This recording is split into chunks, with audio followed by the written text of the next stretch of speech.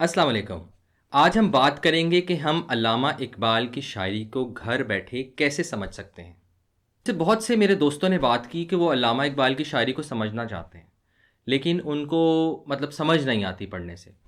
तो कैसा ऐसा कौन-सा तरीका हो सकता है कि हम घर बैठे अल्लामा इकबाल की शायरी को पढ़ें? ऐसे कौन से रिसोर्सेज़ हो सकते हैं और हमें समझ भी आ जाए?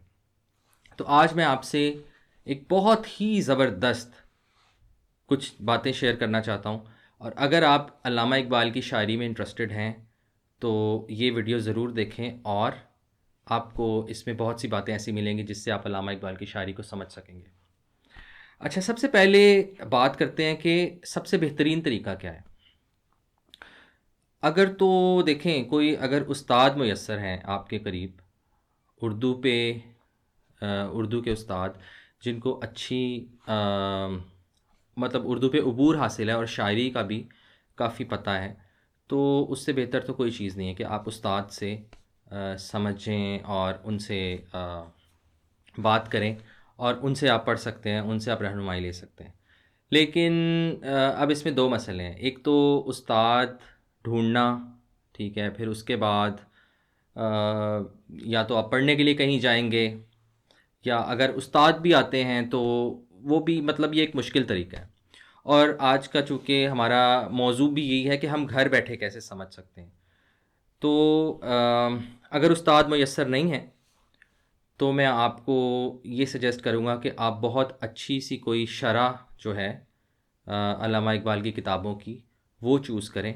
मैं आपको अभी कुछ किताबें रेकमेंड भी करता हूँ, और उससे पढ़ना शुरू करें। अब उसमें भी एक मसला ये आता है कि कुछ ऐसी किताबें हैं जो कि इतनी आसान नहीं लिखी हुई, ठीक है। उसके लिए भी आपको किसी उस्ताद से रहनुमाई लेने की ज़रूरत पड़ सकती है।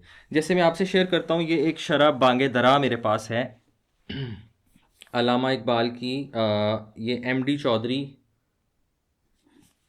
की शरह है बांगे दरा की।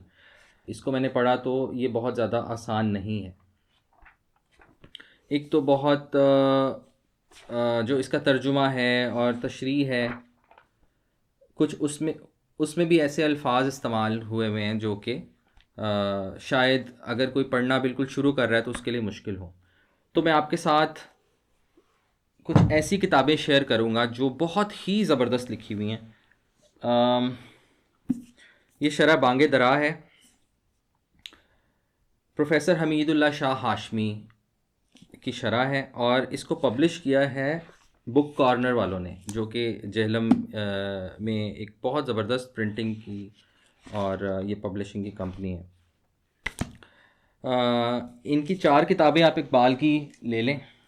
एक बांगे दरा की शरह है, उसके बाद आप ये बाले जबरील है, शरह ज़रब कलीम है, और इसी तरह से शरह अरमुगान हिजाज़ है। ये 4 किताबें जो उर्दू की इसमें अरमुगान हिजाज़ में फ़ारसी भी है ज़ाहिर है, लेकिन आपको इन सब की शरह मिल जाएगी उर्दू ज़बान में लिखी हुई, बहुत आसान और बहुत बेहतरीन। मैं सजेस्ट करूँगा कि अगर आप आगाज़ कर रहे हैं तो सबसे पहले आप सिर्फ ये किताब ले लें, बांगे दरा की शरह, ठीक है। प्रोफेसर हमीदुल्लाह शाह हाशमी, जैसे मैंने बताया, इसकी फ़रहंग और शरह उन्होंने लिखी है। जितनी भी इसमें नज़में हैं, गज़लें हैं, उनमें मुश्किल अल्फाज के मानी और उसके बाद उसकी तशरीह, बहुत लंबी लंबी तशरीह नहीं है, बहुत मुख्तसर, ताकि आपको उसका मफ़हूम समझ आ जाए।